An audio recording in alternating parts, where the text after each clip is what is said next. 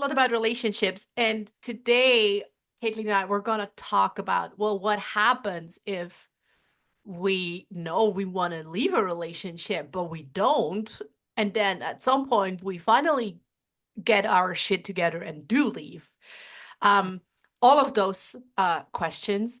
So, like, what for you in your relationship, Kathleen, do you want to walk us through, like, was there a pivotal moment when you realized, oh, this relationship is no longer serving me? There were, so it took me 2 attempts. It takes an average of 7 attempts to leave an abusive relationship. Seven. Oh my God. 7 is the Wow. average. And it took me two. So we can imagine that for some people out there, it's taken them 15, 20 attempts to Yeah. actually get out. Wow. Um, and like that makes sense when we think about like all the different factors that can go into a relationship, right? So like if you only have one income, it's hard to leave because you don't have the money to go get your own place to stay. Yeah. And if you have been like a stay-at-home parent, then you don't have like the work history to get a job that will pay enough for you to get a place. And then if you've got kids, like it's just layers on layers on layers. So I was very lucky that we didn't have kids and I had a separate bank account. Mhm. And the first time that I was going to leave, I wanted like a de-escalation. Like I wasn't fully out, but I did feel like there was abuse going on. And so I wanted to just move out and sort of go back to dating rather than living together. Mm. And that was like my compromise. Mhm. And um he was upset and he was very much like I had no idea that all these issues were going on. I promise we can work on these. Like you don't have to leave. We can work on these while you like we still live together. And that's it's so easy to believe. So I It was a very stayed. like a sound of a siren, I suppose, right? Like he knew the right kind of words to say that. Yes. Mm. Yes, because when so I know that I'm not directly answering your question, but I do promise to get there. It's So okay. We're gonna sing and sag on the scenic route. That's perfect. It's scenic route. It's the scenic route. So we're gonna take a little detour. Um, exactly.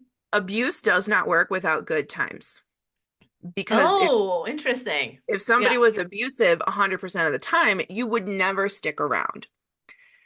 And a lot of abusers will wait until there is like a point of like where it would be difficult for you to leave. So for me, that was when I moved in with him. When I moved in with Mhm. him, like all of the romance and all of the lovey-dovey, adorable stuff like disappeared overnight. And then there was Mhm. like always a reason, like I'm really stressed, work is hard, I'm going through XYZ thing. And it always makes sense in the moment, but when it becomes a pattern, you want to look at that. Mm. So when you're getting to the point where you're like, am I in an abusive relationship? When you're not sure, it's because those good times feel really good. And so you think that the abuse part is the aberration. That's the Is the it weird thing. does it feel like, I don't know, this sounds maybe sounds when I weird when I say it out loud, but is it like something like this is kind of like the admission I have to pay for the good times? Like it comes with both. Like it. Ooh, okay. I haven't looked at it like that, but I think that's definitely part of like the psychology of what's happening in the cycle of abuse because Mm. when an incident happens, there's typically like a look what you made me do or I had to do this because I love you so much and I couldn't stand to see you doing something that made me jealous and I know it was possessive, but it's because I love you so much. And Yeah, yeah, so yeah. It's me, very narcissistic yeah, and tendencies. you can get into this pattern where you think like, oh, like he loves me and maybe he doesn't show it in healthy ways, but I can help him. I can save him. I can show him the way to healthy communication. Okay. So an abuser needs a savior. Yes, like an abuser needs Mm. an enabler. Oh. Hmm. Hmm. And it becomes like a codependent relationship because while you're building like all these good times, during the bad times, he's also laying in things like nobody's going to love you like I do, and like you're really hard work. Like it's hard to be in a relationship with you, but I'm here putting in the time. And Okay. So so eroding your sense of self, your self-worth. yes, very Mm. much eroding the sense of self-worth. And so it's simultaneously like, yes, he's hurting me, but he's also the only one who can love me. And that's like, that is where abuse thrives, when you are in that like in between. And you can't make somebody leave an abusive relationship. You can't make them see it. You can't make them do anything until like they have the moment. Hmm. And for me, that moment was we had actually met both in open relationships. So we were previously non-monogamous. And I now kind of doubt that his wife was super on the up and up on what he was doing, because she was a like, don't ask, don't tell. Like Okay. she Yeah. allegedly she was fine with him dating around, getting Yeah. his I needs mean, met. you never know, and ultimately none of your business, but Right. yeah. Um, but like that's a red flag for me now. So even if it is totally like 100% everybody's on board with this, I would never do a don't ask, don't tell thing again, just because of how this went for me. Like Hmm. that's just a no for me. Um, Fair play. thank you. I agree. Um, and I caught myself like daydreaming at work about having an affair. I was like, how cool would it be if like on my way home I could just like stop at a random partner's house, like not a random partner, but like my secret affair partner, right? So I'm Hmm. sitting here, I'm at work, I'm writing on the computer and just daydreaming, like, wouldn't it be nice to have somebody who loved me? And then Hmm. I'll go home and like that'll be fine, but I just really want to feel loved. Yeah. Bit of adventure or mystery Yes. or something. Mm. And because like we came from like this place of non-monogamy, I was like, hold on. I don't want to be like deceitful. I don't want to cheat on my partner. Why don't I just open up a conversation and tell him how I'm feeling and see how he feels? And so I like sat him down and I was like, look, I found myself daydreaming. Like, you know, that like our sex life has been rough because he would withhold sex for like weeks at a time and then have sex with me and thus like repeating the cycle. Hmm. We're getting real intimate today. Uh, Which is this is where the Scenic led us. So we're just Perfect. walking the path. Great. As long as you're comfortable with I'm sharing whatever fine. you want to share, I'm I happy to hold space for you. I tend to overshare. So yeah, my comfort level's fine. If I go too far, you tell me. We'll come Oh, back. oh, bitch, please. Like, Perfect. Okay. Um, so like since I moved in with him, we had been having sexual problems, hmm. and they were always somehow my fault. Like I was pressuring Okay, so him. classic abusive pattern Classic. again. Okay. Yes. I was pressuring him. Um, if he didn't sleep well and like I asked him for sex in the morning, he would be like, "You know I didn't sleep well. Like why are you doing this? You're abusive." And like every single time he turned it around on me, and so I learned to just quit asking. So I wouldn't initiate sex anymore, and Hmm. he also didn't initiate sex. So we would basically get to a point where then I would feel like so touch starved and so unloved that I would be like going into like depression Hmm. and like going to therapy and trying to like figure out what's wrong with me and everything. And then we would have sex for like a weekend. Like we'd have a bunch of sex one weekend. Hmm. And then everything would feel better. Hmm. And but then it went right back into the old pattern and I would be going weeks and weeks and weeks again. Okay, it's kind of like a star feast Yes. cycle, feast Yeah, famine very cycle thing. much. Okay. Yeah. Um and so I thought, you know, if he's got a low sex drive because he was older than me, um if this is like a sex drive thing, then I don't want to pressure him. And he had been telling me all these things, like my sex drive was pressuring him. Hmm. And so I thought I'm coming in with a solution. I'm like, well, look, we've done non-monogamy before. Why don't we just do it again? Yeah, pressure off for both of Pressure us. off. And like maybe yeah, maybe you can lay ground rules and both are fine with it. Yeah. He lost his mind. He was Mm. so upset with me. Um, and like the first thing he said was, well, if you're doing it, then I get to do it too, like I would get to have other partners. And to that, I was like, if you have the sex drive for other partners, why aren't we having sex? Hmm. Because like that's how this whole thing came How does it about. make sense? Yeah. Yeah, make it make sense for me. Hmm. And he said that he assumed I was already cheating on him, and that if I got pregnant within 6 months, he would demand a paternity test, and if it wasn't his, my options were abortion or divorce. And I'm like, okay, cool. Noted. And I mean, he's what's that? going off, just going off the rails with like super controlling things, and just it was just mask off. Like I Yeah. can't even really remember because I dissociated through half of it. But Yeah. he kept me up until like 1 in the morning, like making me explain myself to him, like why I would ask that. Yeah. And I I have a finally thought. just, I yeah. have a thought. Like, do you feel like him like completely losing it? Do you feel that has somehow to like that he somehow is playing into him not having you to himself again, thus like isolating you and trying to maintain the control Oh, in this relationship? I bet 100%.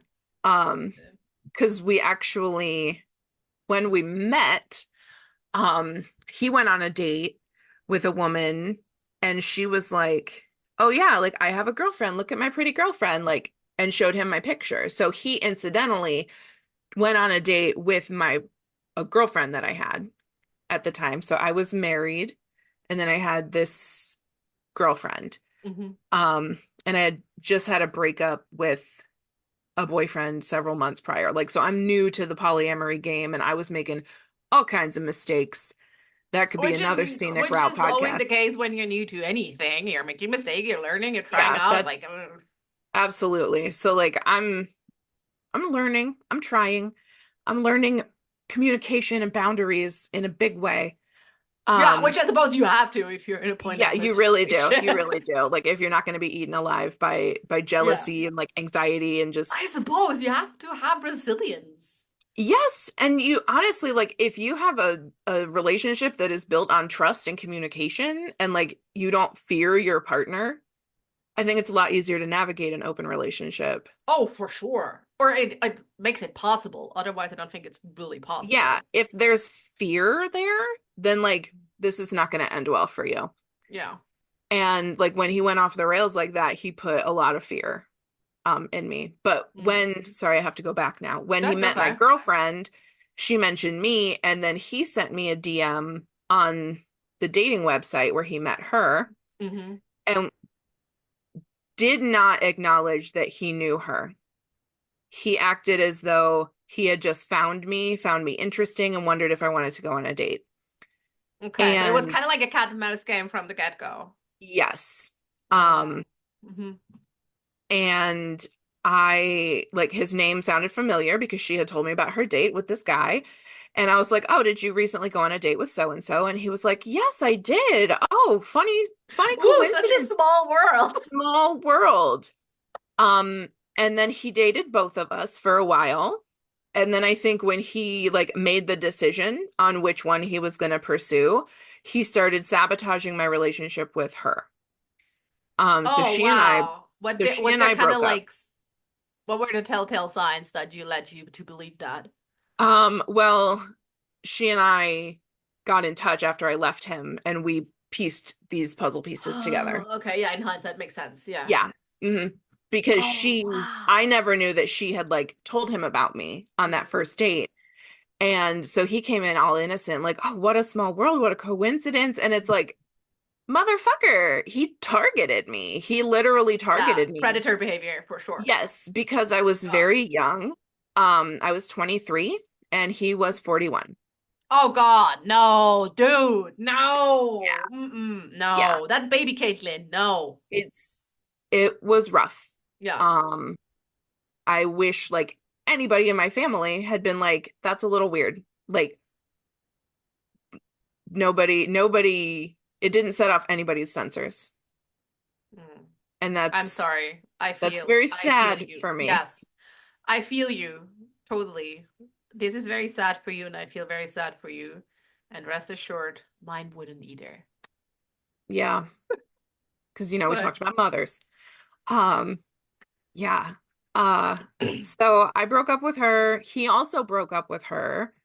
And then he and I were like, we're going to be monogamous, even though we're both still married to other people at this point. I got a divorce very fast because I was like, I want to be with you. yeah. He was giving me love of my life, my second chance.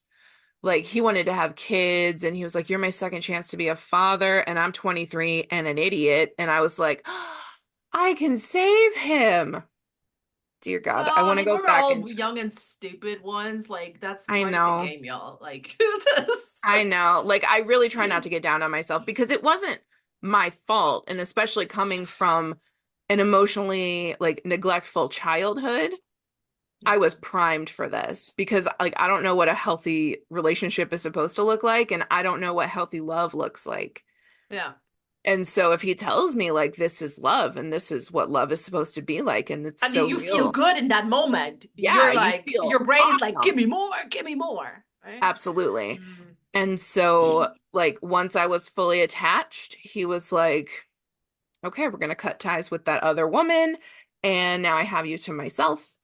Um And a few months later, I had filed for divorce, and it took him another 2 years. And in that time, like there was a period where I like packed up all his stuff and I was like, you need to like either get divorced or like we're not doing this anymore because I don't want us to be having an affair and this doesn't feel like an equitable like Yeah. polyamorous setup like Yeah. with No, I your mean, wife. if it's no longer if it's no longer feeling aligned and good, then for whatever reason, you got to change something. Yeah. But And hey, he I'm told curious. Like you said something very interesting, right? Like this, as soon as he kind of like had you in his like unhealthy attachment kind of like lock or grip, Mhm. he started cutting ties, which we said before, isolation, probably one of the big telltale signs of abusive relationships. Yes. Like in your experience, what were like other early warning signs of like unhealthy attachment forming? Um, talking about like deep cosmic world shifting love within like 2 weeks of meeting somebody, Mm, that's too much. Um, like I love a lot. Like I still fall in love easily. I love a lot of things. Like I think my which is partner and beautiful. I love it about me. I love that I'm a very soft, loving, kind person. Yes, 100%. And it's very easy, like after abuse, to just like cut that part of yourself off and be like, well, I'm not going to trust anybody ever again. And Yeah. that to me is death. Like I can't do that. I love people. And like my partner and I, we said I love you within like 2 or 3 weeks. But it wasn't like, oh my God, you've changed my whole life kind of love. It was like, this is awesome. I love you. Let's have more of this. This feels awesome. Let's have Yes. more of this. Mm. Yes. Um, Meanwhile, with the abusive partner, like we got a tattoo after a month, like a matching tattoo. And he's telling me all this like second chance at life stuff, like really, really deep, huge emotions. Hmm. And that's a red flag.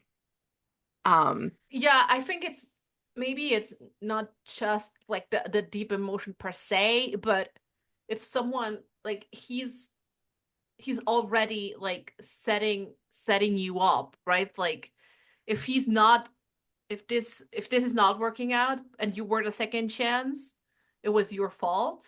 Like it's mhm. already kind of like priming how it Oh potentially could yeah. go. I actually forgot part of this, but so he was older. He was 41 when we Yeah. got together, and he's diabetic. And Mhm. so like very early on, we're having a heartfelt conversation and he's like, I just want you to know going in, like I'm older, I already have health issues, like my diabetes could get worse. I have, like he's giving me like medical issues and things. And Here's my basically, medical history. right? Like here's my family Which, as medical. a 40-year-old person, I do feel that. Yes, like yes, yes, I do have a medical history. And he basically like wanted me to say like, well, I'll be with you like in sickness or in health, but like within a very short amount of time. And I did say that because at the time I'm like, I love you. I'm going to be with you no matter what. Like health is not a factor in falling in love or not Involved. falling in love Yes. with this man. Yes. Hmm. But But it was then of setting up a course codependent, like a it weird is. on It's like dynamic and a it's setting codependency. up what he's going to attack me about if I leave, which is, oh, you were supposed to be my second chance, and now I've spent so long with you that there's nobody out there. There's no third chance for me, Hmm. and I'm just gonna die alone, sick and Yeah, it was sad. And you were set up. Yeah, I mean, it was a setup to fail. yes, Mm.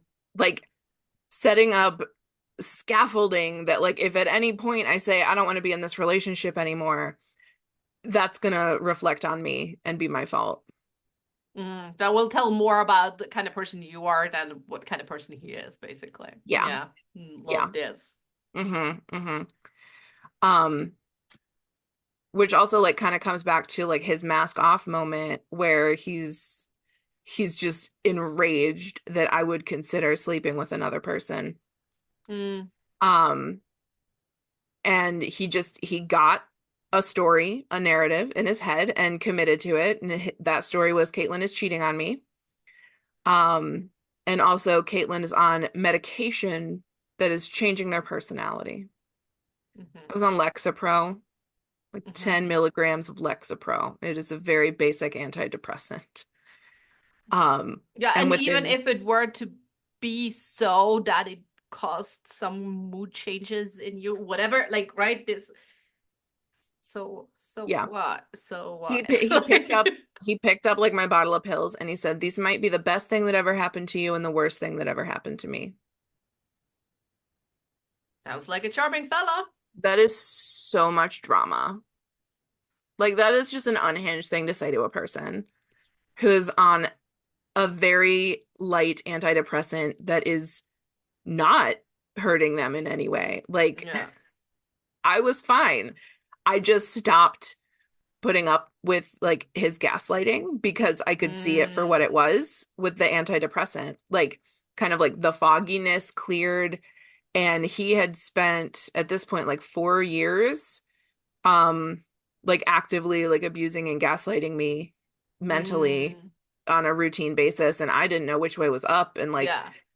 I Can you stopped. put like like in retrospect, were you able to piece together like how like which gaslighting episodes kind of like eroded your sense of reality when you said everyone was kind of like loopy and upside down?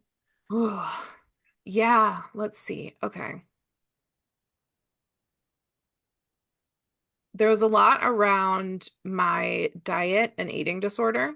Mm-hmm. So at the time I was in this relationship, I was also like my eating disorder was reaching a peak. I was working out a lot, like 1 or 2 hours a day. I was distance running and I was like severely limiting my calories and going on like all kinds of extreme diets. Mm-hmm. Um, and I think like one of the first times I like went gluten free or something, he came home with like bread, waffles, like all sorts of stuff that like I couldn't have. And like that's fine, like if he's gonna eat it. But because I wasn't eating any carbs, I was insane. And so I was like, oh my God, these waffles, like we're gonna die. Like I'm not well. And I understand that this is unhinged behavior.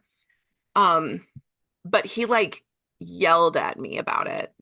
And he got Mm-hmm. like very upset that I had any kind of reaction. And then later I was on like a completely like no sugar cleanse thing, and he bought me a candy bar for when I was done. And I'm like, that's not helpful. Yeah. Not, yeah. So like the diet was a very easy place to Mm-hmm. gaslight me.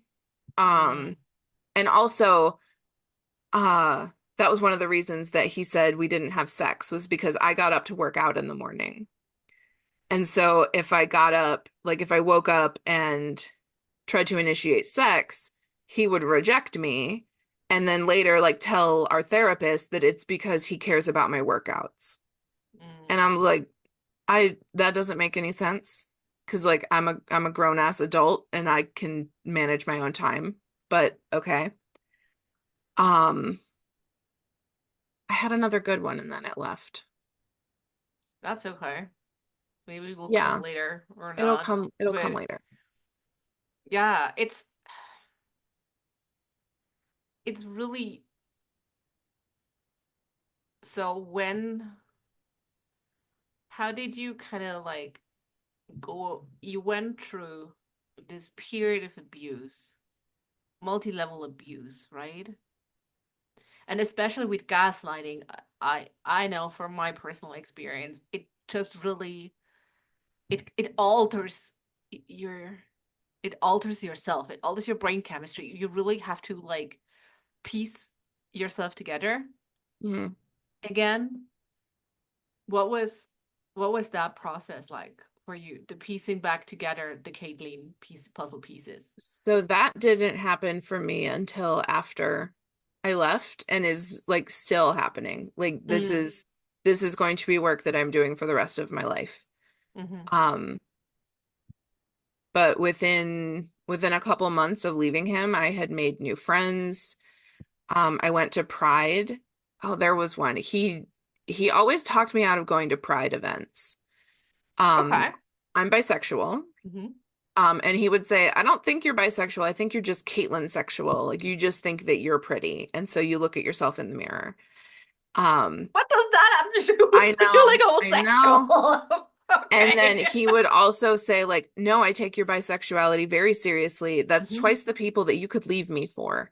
So like he's just Which constantly is, like yeah, also very invalidating. red flag thingy to say. It is. That's very disturbing. Like if this relationship isn't built on trust and like you think I'm just gonna see somebody and leave, like that's telling on yourself. Mm-hmm. That's not about anything that I have done because Mm-hmm. I haven't done that. Mm-hmm. Um, So you went to Pride then, yeah, so I went to finally. Pride because he would always say like, "Oh, but like it's so hot and it's so crowded and you don't like crowds and you don't like the traffic." And like all these things are true. I don't like the crowds, I don't like traffic, I don't like to be sweaty, but I deal with it so that I can see a bunch of glittery gay people and like, For the higher good of it all, I right? take it Like on. it's something that I really like.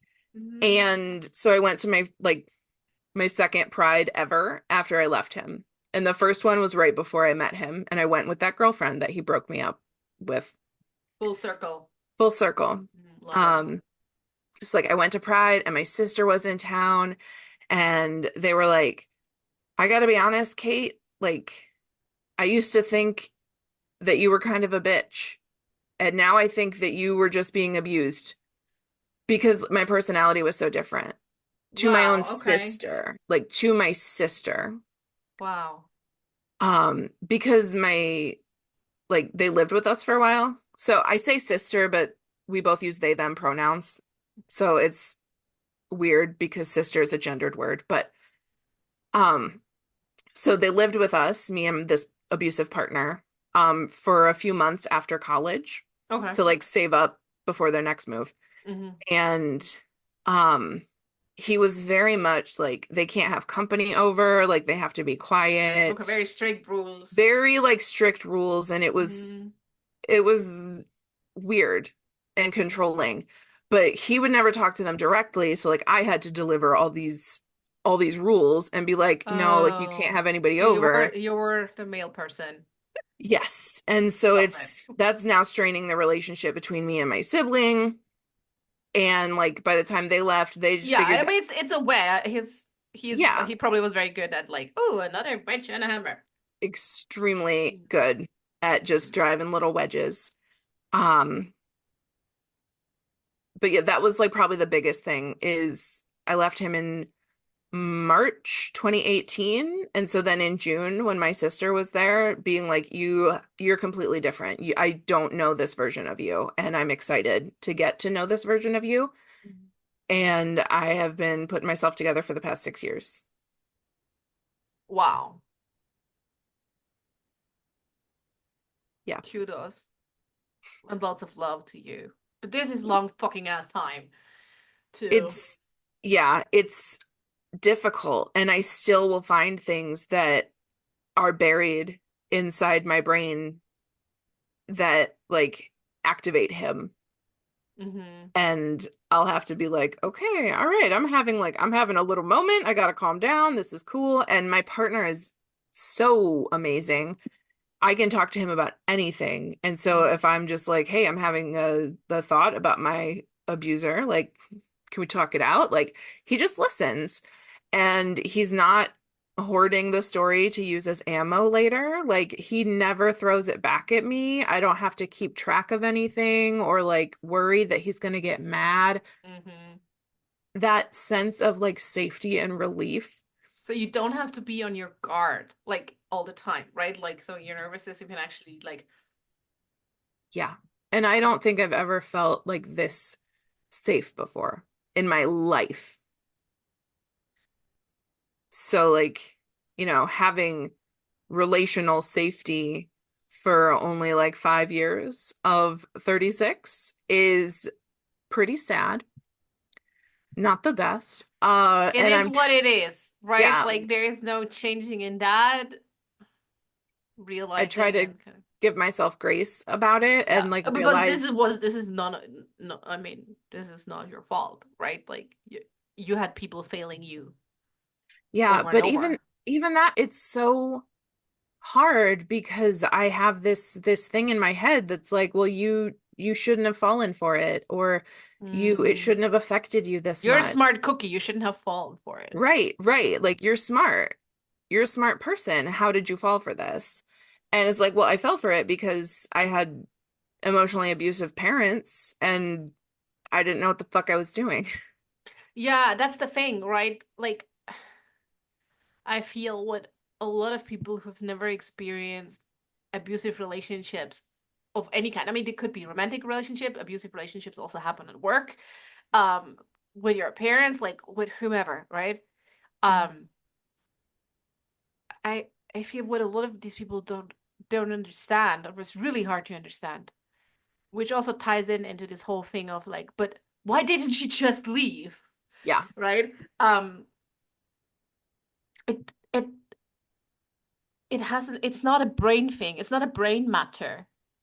It, it's not a logic matter. It doesn't. It's not a smartness IQ matter, right? It's they know specifically. It's kind of like when I had an abusive boss once, and it took me a while to realize like when she looked at me, she didn't see me. She just saw like Achilles heels, like Hmm. weaknesses, like, oh, damn, target, like mother Yeah. wound, like trying to uh, increase self-esteem through doing more. Damn, attack. Hmm. Like I was this map of things to attack, of to kind of like ledge onto, like a That, little slug eelish thingy. yeah, that's so real. Like they can read you like a book. Mm-hmm. They're good people readers. They just read your negative shit, which is awesome. Yeah. But And they, also like I think so I'm also autistic and like a people pleaser. And mm, I don't like to be rejected, so I go out of my way to be nice and accommodating and like um another like probably the red flag from this relationship was that we had one date and then he texted me to cancel our second date and he said that it was too one-sided and like he didn't want to He didn't want to pursue this further because I wasn't like matching his energy, basically. Like he was more into me than I was into him. And I was like, oh, he misunderstood. Like I must have been too shy, right? So I took it upon myself to reconvince him that I was interested. And I feel like any person who's going to tell me like what my energy is and how I feel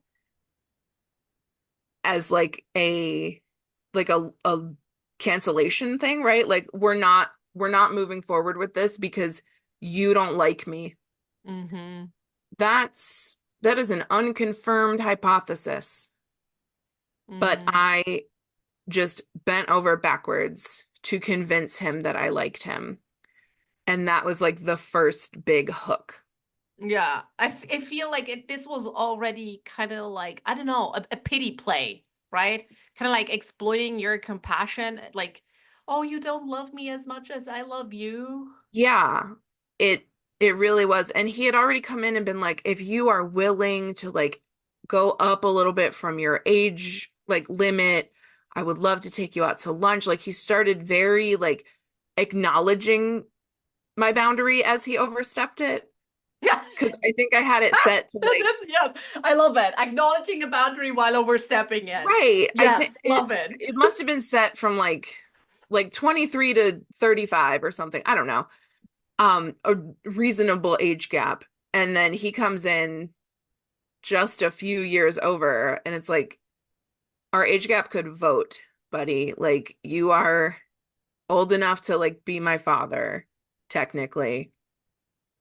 Uh, Yeah, and it's just this is just if yeah, you're I don't know, if you're younger than us listening, it's a really hard thing to grasp that there is an unequal power dynamic with a big age gap.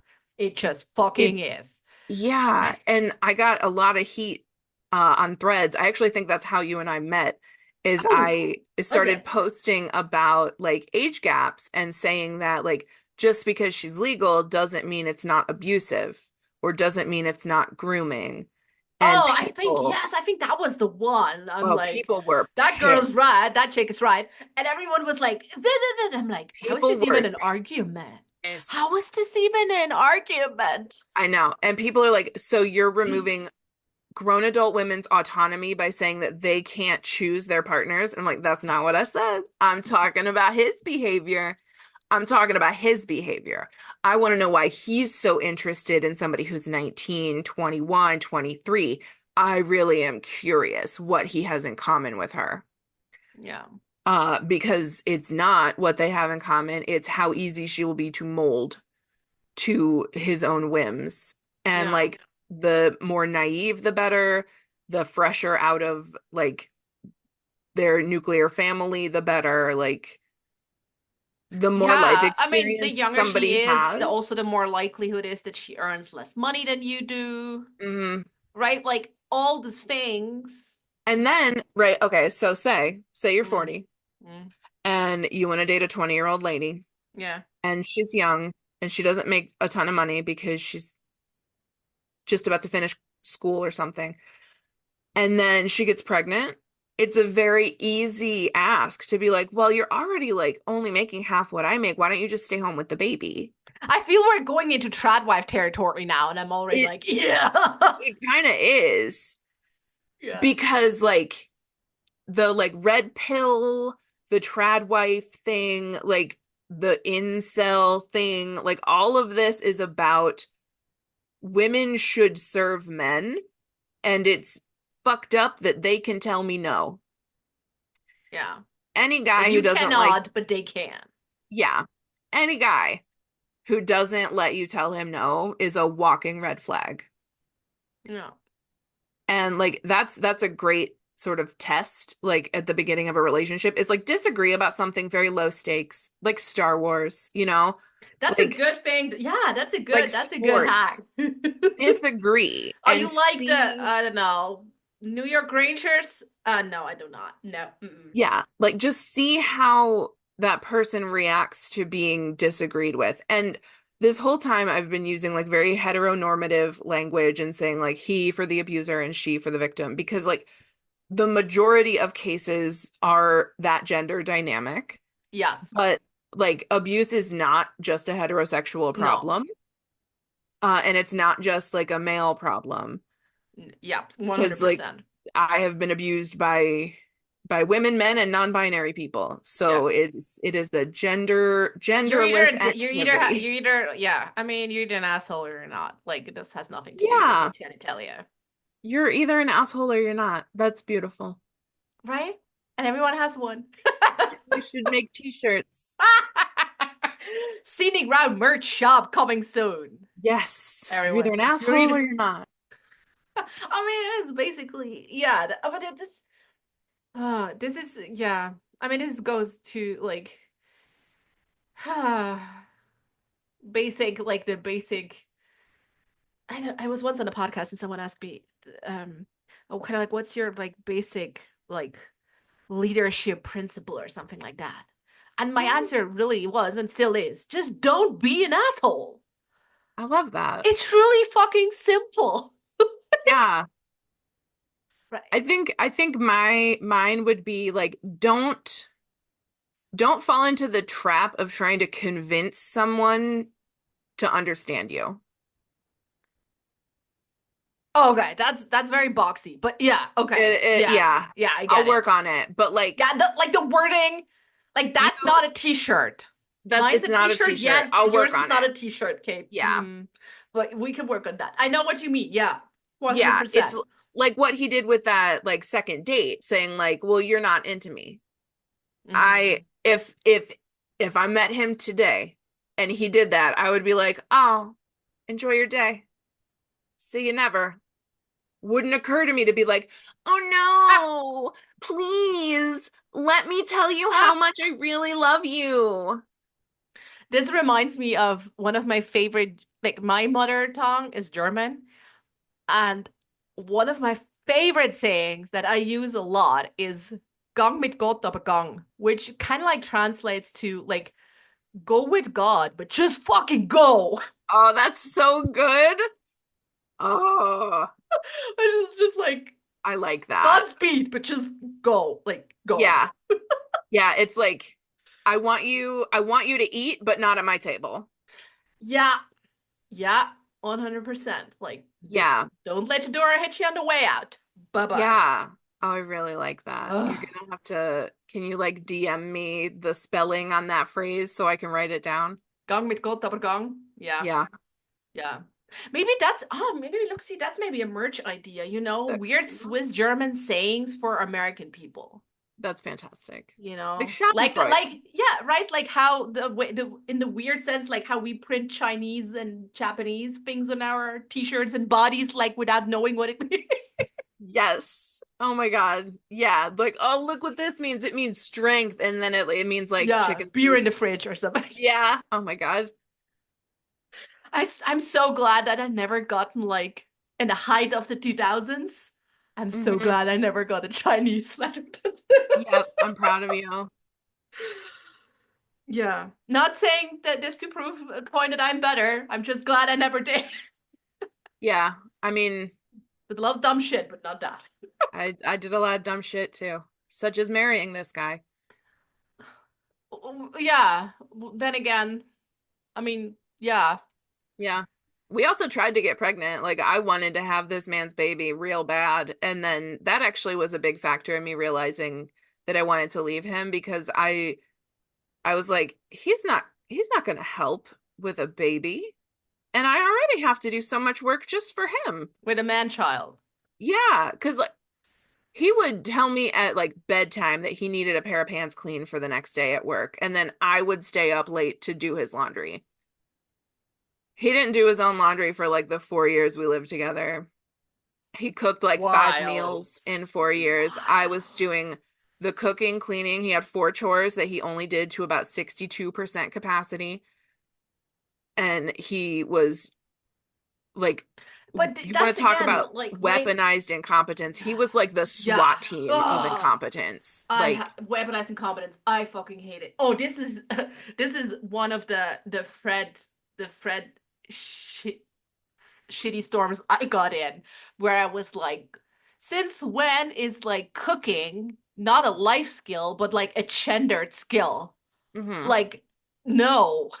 You should Yeah, be able to feed yourself. you This should, is or you like, should at least like know like basic stuff like boil water, add well, I don't pasta. ask if you to like make cheese fondue or chateaubriand or whatever fuck, but you have to feed yourself. Yeah, Like, that's yeah. yeah. My partner now, he cooks. We I cook love like this we for you. I know, me too. We split the cooking probably like 50-50, like honestly. Um, and we both can just like if we get to the end of the day and we don't wanna, I'll be like, I don't want to cook tonight. And Oh if he yeah. also doesn't want to cook tonight, then we probably order something. Or we eat Yeah. Peanut butter leftovers sandwiches. or yeah, just fend around the house. Mm, Fanned. What's that? Fanned. Fend. yeah. I Oh, it's mean, because you said sandwiches and I was processing the word sandwiches, so I was gonna say fandwiches. oh, there you Got it. I'm go. good. We I was call it already fend. like, I'm like, my English vocabulary isn't that bad, but what the hell is shit? No, it's What the hell is perfect. Caitlin talking about now? So I live with three other people. I live with my partner Hmm. and then his roommate from college. They have lived Hmm. together for like 12 years now.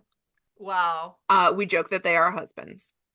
Fair. And like when I first started dating my partner, like the first time I came over to like spend the night on a weekend, the roommate was like, "So this is a package deal, and when you want to move in with We him, come in twos. I'm coming too." And I was like, "Okay." And we bought a house. Like it's just that's the package deal.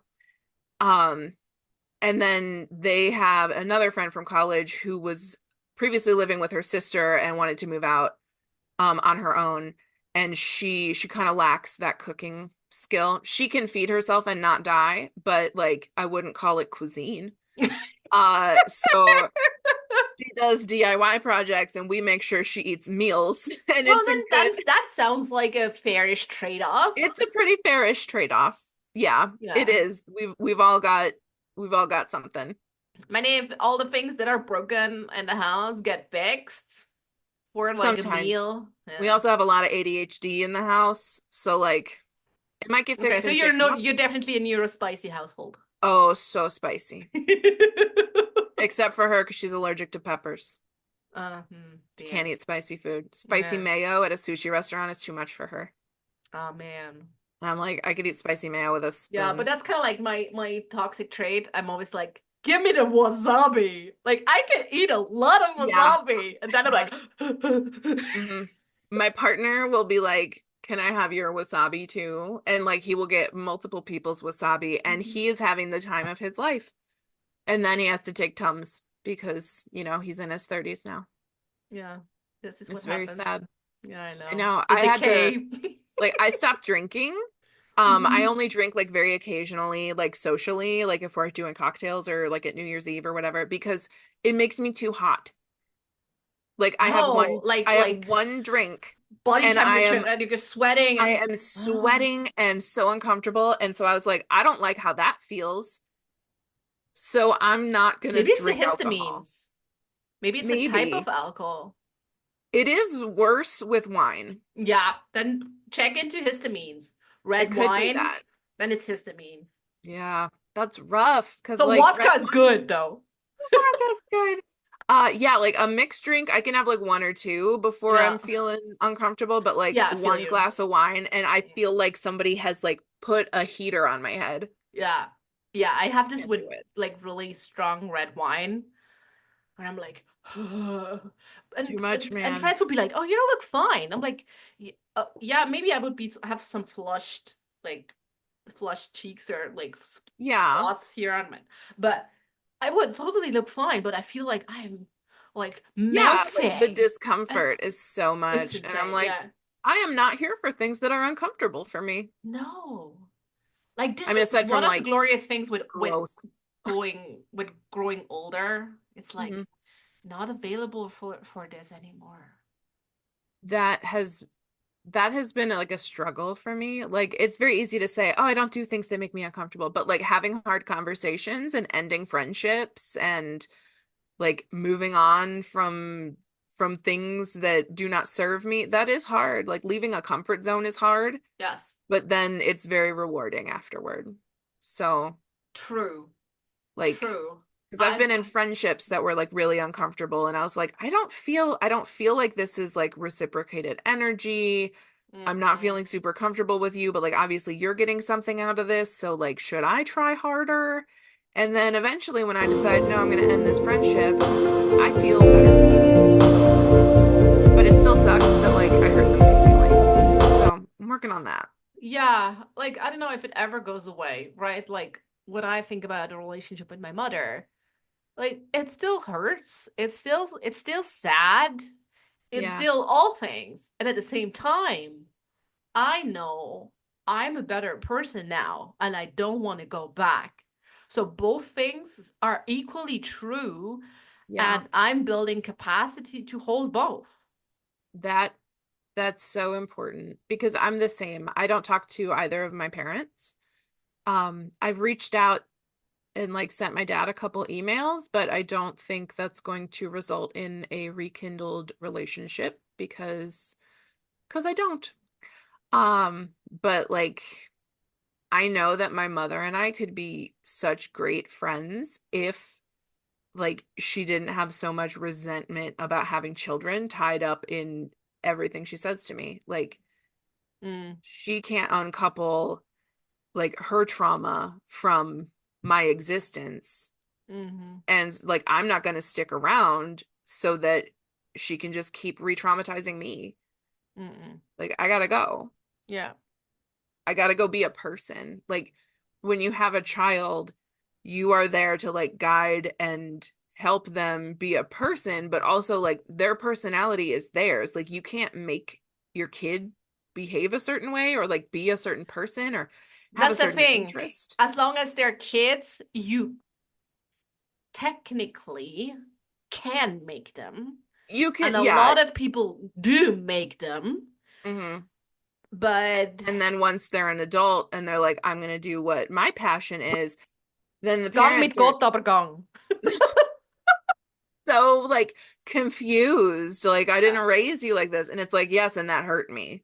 hmm I Yeah. gotta be me. Like, I'm Yeah. queer, I'm fat, I am very like outspoken. I talk about things that I'm matter to super me. sensitive. Like I am. I am super sensitive. Mm, I am a girl, soft same.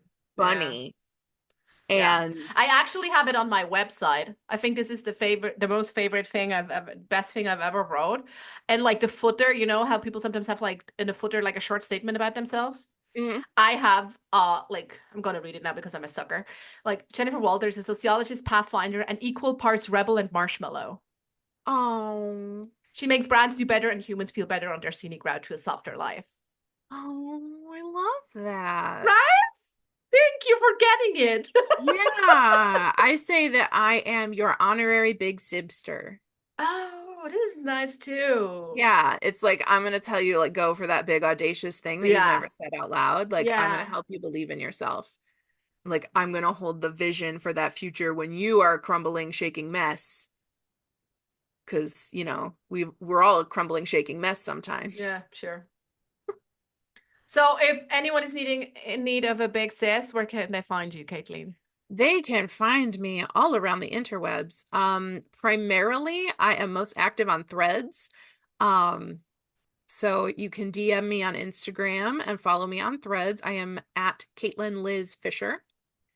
And then I also have various websites, but I would direct you to askfishfisher.com. Go. We're gonna link that one in the show notes.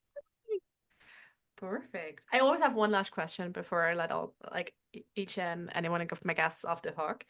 What book are you currently reading, or what audiobook you're currently listening to? Because audiobooks are Ooh. books too, people. Shut up. They So. are. So I'm actually currently reading a manuscript of one of my clients. She has just started querying her novel to find an agent, and I am doing like a last kind of like once over. I'm reading the whole story start to finish because I've hmm only seen it in like chapters that she submits for critique. Oh, And right. Yeah, okay. Yeah, and I'm like, I want to read the whole thing because I'm pretty sure I have, but out of order. And so now I Yeah, get to read the which, book.